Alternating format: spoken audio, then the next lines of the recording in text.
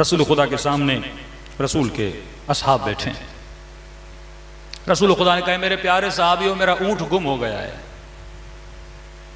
ڈھونڈ کے لے کر آؤ. بعض صحابیوں نے کہا بھائی یہ کیسا رسول ہے جسے اپنے اونٹ کا ہی نہیں پتا، ہمیں بھیج رہا ہے کہ اونٹ ڈھونڈ کے آؤ. بالآخر گئے، بہت ڈھونڈا ادھر ادھر لیکن کسی کو اونٹ ملا نہیں. کہنے لگے یا رسول اللہ بڑی دیر سے ڈھونڈ رہے ہیں لیکن اونٹ مل نہیں رہا. نبی نے فرمایا اچھا ایک کام کرو، فلاں راستے سے جاؤ، فلاں پہاڑی کے پیچھے ایک درخت ہے، اس درخت میں میرا اونٹ جا رہا تھا، اس کی رسی پھنس گئی ہے، وہیں پہ کھڑا ہے.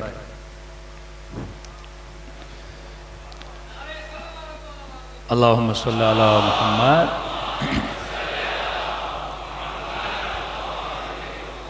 ایک نے کہا کہ یا رسول اللہ جب پتا تھا تو اتنا ٹائم ضائع کیوں کیا ہمارا، کہ اونٹ کہاں ہے، رسی کہاں ہے اور کہاں پہ کھڑا ہے. کہ میں دیکھنا چاہتا تھا تم نے محمد کا کلمہ پڑھا ہے، محمد پہ یقین بھی ہے کہ نہیں ہے.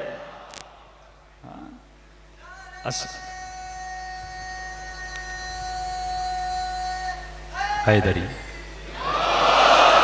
یعنی صرف کلمہ گو محمد پہ یقین نہیں رکھتا جب تک اس کی نبوت نظری مضبوط نہ ہو. اور جس کی نبوت اور ولایت نبوی مضبوط ہو وہ ٹوٹی ہوئی تلوار سے مصطفیٰ کا ایسے دفاع کرتا ہے جیسے مسلمان کعبے کا طواف کرتا ہوا نظر آتا ہے. لیکن جس کی نبوت کمزور تھی، جیسے انہوں نے سنا کہ تو قتل محمد، اپنی جوتیاں سمیت محمد کو چھوڑ کے بھاگ کے چلے گئے. علی ابن ابی طالب کیوں رکے تھے؟ کیونکہ مولا کی ولایت نبوی مضبوط تھی. اور وہ کیوں بھاگ کے چلے گئے؟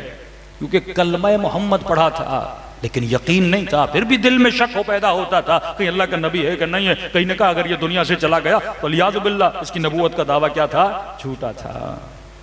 اور تاریخ لکھتی ہے کہ جب بھاگے تو اتنے ان کے جوتے جمع ہو گئے کہ کوئی واپس لینے کے لیے بھی تیار نہیں تھا. کہ پتہ چل جائے گا کہ جوتے میرے ہیں تو نبی کو منہ کیسے دکھاؤں گا. تو تبھی ہم اس مولا کو مانتے ہیں جو کل کسی میدان سے بھاگا بھی نہیں تھا.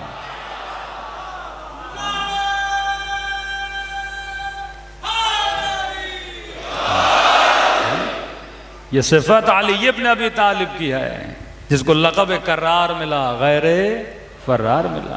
کہتے نہیں مولانا رسول نے معاف کر دیا تھا. ہم نے کب کہا کہ معاف نہیں کیا تھا؟ لیکن تم یہ کیوں نہیں بتاتے بھاگے تھے؟ یہ کون سی بڑی بات ہے بھائی؟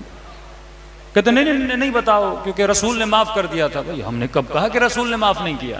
لیکن قرآن جب ذکر کر رہا ہے کہ کچھ ایسے تھے جو نبی کو چھوڑ کے بھاگ گئے، اس کا مطلب یہ ہے کہ قرآن عبرت کی کتاب ہے. وَاعْتَبِرُوا يَا أُولِي الْأَلْبَابِ. حضرت آدم نے ترک اولا کیا، اللہ نے معاف کیا. تو آپ کیا کہو گے؟ نہیں لوگوں کو نہیں بتاؤ آدم نے ترک اولا کیا کہ آدم کی توہین ہو جائے گی، ایف آئی آر کٹ جائے گی. تو پہلی ایف آئی آر تو قرآن پہ کٹنی چاہیے بھائی. اللہ قصہ کیوں ذکر کر رہا ہے؟ تاکہ سیکھو اور قرآن سے عبرت لو. اگر وہ بھاگے تھے تو اس لیے بھاگے تھے کیونکہ مصطفیٰ پر پورا ایمان نہیں تھا. جس کے دل میں ایمان ہوتا ہے وہ کبھی بھی میدان کو چھوڑ کے نہیں بھاگتا. اور تاریخ میں وہ یا علی ہے یا اولاد علی ابن ابی طالب ہے. ہاں یہ ایمان کہاں سے ملتا ہے؟ یہ ولایت عملی سے ملتا ہے کہ جس کی ولایت عملی مضبوط ہے وہ دنیا میں کیا رہتا ہے؟ المؤمن کا جبل الراسخ. مومن ایک مضبوط پہاڑ کی طرح کھڑا ہو جاتا ہے. اصحاب بدر بھی تو تھے، وہ نہیں بھاگے، اپنی جانوں کو قربان کیا. جناب حمزہ بھی تو تھے نا، ان کے ایمان کی یہ منزل تھی کہ شہید ہو کر چلے گئے لیکن میدان کو چھوڑ کے بھاگا نہیں. تبھی فرمایا اے انسان جانو کہ تمہارے اندر کہ تم نے اقرار کلمہ تو کیا ہے لیکن تمہارے وجود میں کیا وہ نبوت کا ایمان بھی موجود ہے کہ نہیں ہے؟ صلوات پڑھے محمد و آل محمد.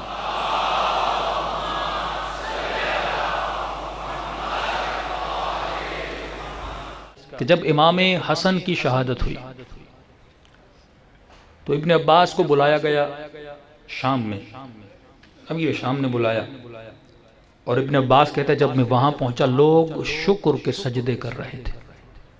کس کی شہادت پر؟ مولا حسن کی شہادت پر. اور کہہ رہے تھے کہ ابن عباس آج پورا شام خوش ہے. تو ابن عباس بہت ناراض ہوئے کہ کائنات کا بہترین شخص آج شہید ہوا ہے جس پر اللہ کی رحمت نازل ہو. تو یہاں امیر شام نے ابن عباس کو کہا کہ ابن بھائی تاریخ طبری ہے، امیر شام نے ابن عباس کو کہا ابن عباس اب بنو ہاشم کے قبیلے کے سردار تم بن گئے ہو۔ یہ دیکھیے کتنا بنو عباس کو آگے کیا جا رہا ہے، کس کے مقابلے میں؟ علی اور آل علی کے مقابلے میں۔ تو یہاں پر ابن عباس نے دفاع کیا، ابن عباس نے کہا جب تک حسین زندہ ہے مجھے سرداری کا حق نہیں ہے، جب تک بنو ہاشم میں حسین ہے۔